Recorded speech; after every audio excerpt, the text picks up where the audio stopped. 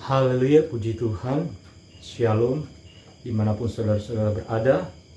Selamat berjumpa kembali di dalam renungan kebenaran firman Tuhan yang saya akan sampaikan pada saat malam hari ini. Dan firman Tuhan pada malam hari ini saya ambil dalam kitab Efesus pasal yang ke-6 ayatnya yang ke-10. Demikianlah firman Tuhan.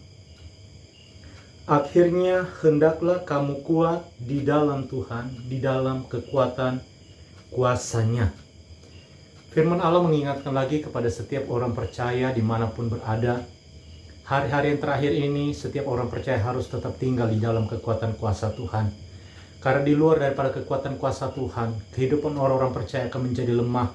Kehidupan orang-orang percaya menjadi tidak berdaya dari setiap pekerjaan-pekerjaan kuasa kegelapan. Oleh sebab itu firman Tuhan pada malam hari ini datang lagi mengingatkan kepada setiap orang-orang percaya tinggal di dalam kekuatan kuasa Tuhan. Pertanyaannya dari kebenaran firman Tuhan ini, mengapa setiap orang-orang percaya harus tinggal di dalam kekuatan kuasa Tuhan? Jawabannya yang pertama, karena kuasa kegelapan bekerja semakin hebat di hari-hari ini. Kita lihat ayatnya dalam ayatnya yang ke-12. Karena perjuangan kita bukanlah melawan darah dan daging, tetapi melawan pemerintah-pemerintah, melawan penguasa-penguasa, melawan penghulu-penghulu dunia yang gelap ini, melawan roh-roh jahat di udara. Inilah alasannya mengapa firman Allah mengingatkan lagi kepada setiap orang-orang percaya untuk di hari-hari yang terakhir ini tetap tinggal di dalam kekuatan kuasa Tuhan. Karena kuasa kegelapan terus bekerja dengan luar biasa di hari-hari ini. Mau menggagalkan, mau menjatuhkan orang-orang percaya. Ingat, kuasa kegelapan di hari-hari yang terakhir ini, dia akan bekerja semakin luar biasa. Dia akan bekerja dengan semaksimal mungkin agar makin banyak orang-orang percaya yang hidup di hari-hari ini menjadi murtad. Agar banyak orang-orang percaya yang hidup di hari-hari ini tinggal di dalam kekecewaan.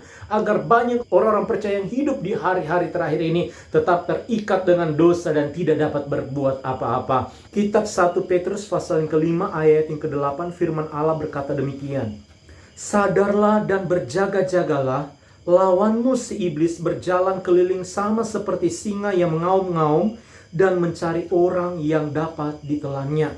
Di sini dikatakan, sadarlah dan berjaga-jagalah, lawan kita si iblis terus berjalan mencari orang-orang yang dapat ditelannya. Di hari-hari ini, kuasa iblis akan bekerja menjatuhkan, melemahkan, mengikat, menjerat orang-orang percaya dengan pekerjaan-pekerjaannya, di mana dia akan menyodorkan di dalam kehidupan kita apa yang menjadi keinginan hati kita. Dia akan menyodorkan apa yang menjadi kegemaran hati kita, sehingga apa yang menjadi keinginan dan kegemaran hati kita menjadi jerat di dalam kehidupan kita.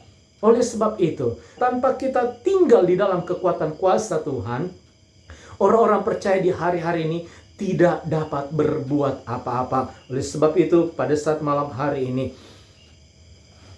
mari kita mau tinggal di dalam kekuatan kuasa Tuhan. Kemudian bagian yang kedua, mengapa orang-orang percaya harus tinggal di dalam kekuatan kuasa Tuhan? Jawabannya, karena firman Tuhan di dunia ini telah berada di detik-detik terakhir. Di dalam Injil Matius pasalnya yang ke-24, ayatnya yang ke-14, firman Tuhan berkata demikian. Dan Injil kerajaan ini akan diberitakan ke seluruh dunia, menjadi kesaksian bagi semua bangsa, sesudah itu barulah tiba kesudahannya.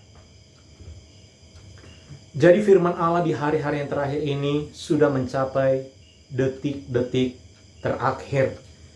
Yesus mengatakan bahwa Injil kerajaan ini harus diberitakan sampai ke seluruh dunia untuk menjadi kesaksian bagi bangsa-bangsa. Dan kalau kita melihat hari-hari ini, seluruh bangsa telah dijangkau oleh kebenaran firman Tuhan. Setiap suku-suku bangsa telah dijangkau oleh kebenaran firman Tuhan. Mulai dari kota, desa sampai ke tempat-tempat terpencil sekalipun, firman Allah telah menjangkau banyak jiwa. Bahkan di sosial media, seluruh sosial media yang kita gunakan di hari-hari ini, baik Facebook, YouTube, Instagram, Twitter, dan yang lain-lain. Semuanya telah masuk kebenaran firman Tuhan. Semuanya telah terjangkau oleh firman Tuhan. Bahkan negara-negara komunis yang ada di dunia pun tidak dapat membendung pemberitaan firman Tuhan. Sekalipun para misionari, para hamba-hamba Tuhan yang menyampaikan firman Tuhan harus membayar dengan harga yang mahal, firman Allah terus diberitakan sampai seluruh bangsa mendengarkan firman Tuhan. Firman Allah yang kita masih dengarkan pada hari-hari ini satu saat akan mengalami kesudahan. Di dalam kitab Amos pasalnya yang ke-8, Amos pasal yang ke-8 ayat yang ke-11 sampai ayat yang ke-12, firman Allah berkata demikian. Sesungguhnya waktu akan datang, demikianlah firman Tuhan Allah, aku akan mengirimkan kelaparan ke negeri ini. Bukan kelaparan akan makanan dan bukan kehausan akan air, melainkan akan mendengarkan firman Tuhan. Mereka akan mengembara dari laut ke laut dan menjelajah dari utara ke timur untuk mencari firman Tuhan, tetapi tidak mendapatnya.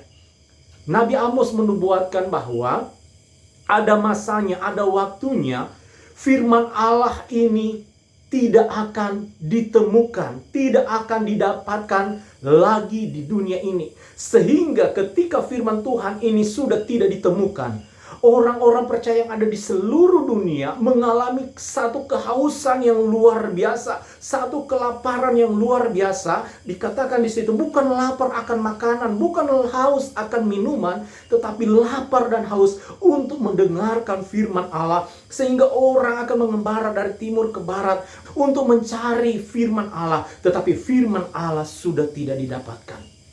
Itulah yang dimaksud oleh Yesus. Injil kerajaan ini harus diberitakan sampai ke seluruh dunia. Sesudah itu, Injil kerajaan ini, firman Allah ini mencapai kesudahan. Dan seluruh bangsa hari-hari ini telah mendengarkan firman Tuhan. Sedikit waktu lagi, kita tidak tahu kapan, tetapi firman Allah akan segera disingkirkan dari muka bumi ini. Oleh sebab itu, selagi masih ada waktu dan kesempatan, selagi kita masih bisa membaca, merenungkan kebenaran firman Tuhan, lakukanlah sebanyak mungkin di dalam kehidupan kita. Penuhilah hati dan pikiran kita dengan pembacaan ayat-ayat firman Tuhan, agar ketika firman Allah benar-benar telah disingkirkan dari dunia ini, firman Allah yang ada di dalam hati, di dalam pikiran saya dan saudara akan menjadi rema yang akan menguatkan kita melewati hari-hari yang semakin sulit ke depan. Kemudian bagian yang ketiga, mengapa kita harus tinggal di dalam kekuatan kuasa Tuhan? Jawabannya, karena di luar Tuhan, orang-orang percaya tidak dapat berbuat apa-apa. Injil Yohanes pasalnya yang ke-15 ayat yang keempat, tinggallah di dalam aku dan aku di dalam kamu. Sama seperti ranting tidak dapat berbuah dari dirinya sendiri kalau ia tidak tinggal pada pokok anggur. Demikian juga kamu tidak berbuah jikalau kamu tidak tinggal di dalam aku. Akulah pokok anggur dan kamulah ranting-rantingnya. Barang siapa tinggal di dalam aku dan aku di dalam dia, ia berbuah banyak. Sebab di luar aku kamu tidak dapat berbuat apa-apa. Perhatikan, sebab di luar aku, di luar Yesus, di luar Tuhan, kamu yaitu orang-orang percaya tidak dapat berbuat apa-apa. Di luar daripada hadirat Tuhan, di luar daripada kekuatan kuasa Tuhan, orang percaya tidak dapat berbuat apa-apa menghadapi serangan kuasa kegelapan, pekerjaan kuasa kegelapan yang hari-hari ini semakin hebat dan luar biasa. Keinginan daripada kuasa kegelapan di dalam kehidupan setiap orang-orang percaya gagal mengiring akan Tuhan dan pada akhirnya menjadi murtad. Inilah tujuan daripada kuasa kegelapan bekerja di hari-hari ini. Inilah yang menjadi kemauan daripada kuasa kegelapan di hari-hari yang terakhir ini, agar sebanyak mungkin orang percaya yang dapat dia gagalkan, agar sebanyak mungkin orang-orang percaya yang dapat dijatuhkannya. Sebab itu dimanapun saudara-saudara berada pada saat ini sebagai hamba Tuhan, saya mau ingatkan kepada saudara semua, agar di hari-hari ini, mari kita mau lebih banyak waktu berada di dalam hadirat Tuhan. Di dalam hadirat Tuhan kita dapat merenungkan firman Tuhan. Di dalam hadirat Tuhan kita dapat kekuatan yang baru. Di dalam hadirat Tuhan kita mendapatkan pertolongan daripada Tuhan. Biarlah setiap orang percaya di hari-hari yang terakhir ini mau tetap tinggal di dalam kekuatan kuasa Tuhan. Puji Tuhan, inilah firman Allah yang dapat saya sampaikan pada malam hari ini. Tetaplah saudara bersuka cita, tetaplah saudara kuat di dalam Tuhan, dan sampai berjumpa di renungan kebenaran firman Tuhan berikutnya. Puji Tuhan, Tuhan Yesus memberkati.